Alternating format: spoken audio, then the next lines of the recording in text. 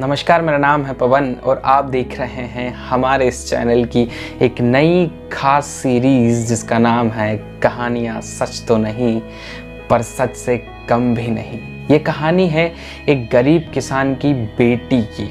एक किसान जो एक छोटे से जंगल के पास में एक छोटे से गांव में रहता था और उसके घर में उसकी पत्नी और उसकी एक बेटी थी। वो किसान अपनी बेटी को लेकर बहुत ज़्यादा चिंता में और बहुत ज़्यादा सीरियस रहता।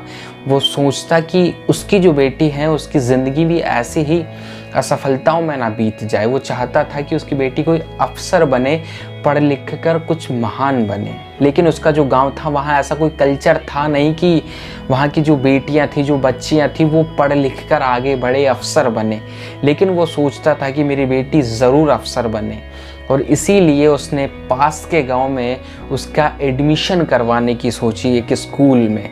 और ये बात जब उसके गांव वालों को पता चली तो सारे उसके मजाक उड़ाने लगे कि ये किसान पागल हो गया है, अपनी बेटी का स्कूल में एडमिशन करवा रहा है, उसे कामकाज तो नहीं सिखा रहा है। और वो किसान भले ही मजाक का पात्र बन जाता है लेकिन वो अपनी बेटी का एडमिशन करवाता है। लेकिन एक दुख की बात ये थी कि वो जो बेटी थी उसकी वो पढ़ने में बहुत ज़्यादा कमज़ोर थी। और जैसे तैसे करके उसकी बेटी ने पूरे स्कूल की पढ़ाई जो थी वो कंप्लीट की 12th तक और ताने हमेशा सुनता रहा। मजाक का पात्र उसका पिता हमेशा बनता रहा। उसे जब लेने जाता, छोड़ने जाता तो लोग अक्सर उस पर टोंट कसते थे। 12वीं के बाद जब वो आगे की तैयारी के लिए, नौकरी अफसर बनने के लिए जब उसने शहर जाने की सोची और जब वो शहर गई तो लोगों ने उसका और जमकर मजाक बनाया, उसके गांव वालों ने। लेकिन फिर भी उस किसान पर कोई फ़र्क नहीं पड़ा और उसने अपनी बेटी को शहर भेजा पढ़ने के लिए। लेकिन फिर भी एक दुख की बात ये थी कि उसकी बेटी अफसर नहीं बनी बल्कि फेल हो गई थी परीक्षा में। और वो निराश होकर घर को लौट आई और जब ये बात पूरे गांव वालों को पता चली तो उसका खूब मजाक उड़ाया गया, उस किसान को बहुत भला बुरा कहा गया।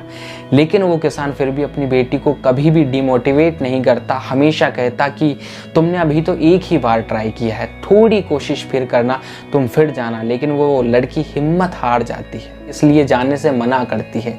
लेकिन वो उसके पिता उसे मोटिवेट करते हैं पर वो हर बार मना करती है। लेकिन जब उसे इस बात का पता चलता है उस लड़की को कि उसका गांव पूरा उसके पिता की मजाक उड़ाता है इस बात को लेकर, तो वो लड़की फिर से कोशिश करती है, फिर से जुनून जगाती है और फिर से शहर जाती है और इस बार वो अफसर बन जाती है। और तभी उनकी जो वहाँ की गवर्नमेंट थी उनका ऑर्डर आता है कि ये जो जंगल के पास में जो एक गांव है छोटा सा, ये जंगल को नुकसान पहुंचा रहा है और ये अभी अभी आया है जो जंगल को बहुत ज़्यादा नुकसान पहुंचा रहा है और इसे यहाँ से जल्दी खाली करवाओ।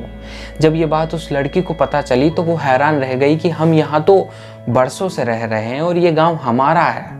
और वो जाती है और तुरंत बात करती है वहाँ की टीम से, गवर्नमेंट से, कि सर ये ऐसा नहीं है। जब वो गांव में पहुंचती है सारी टीम तो वो अफसर वहीं होती है जो वो लड़की थी, उनके साथ जाती है और कहती है कि हम यहाँ बरसों से रह रहे हैं, हम सभी यहाँ का बचपन है हमारा।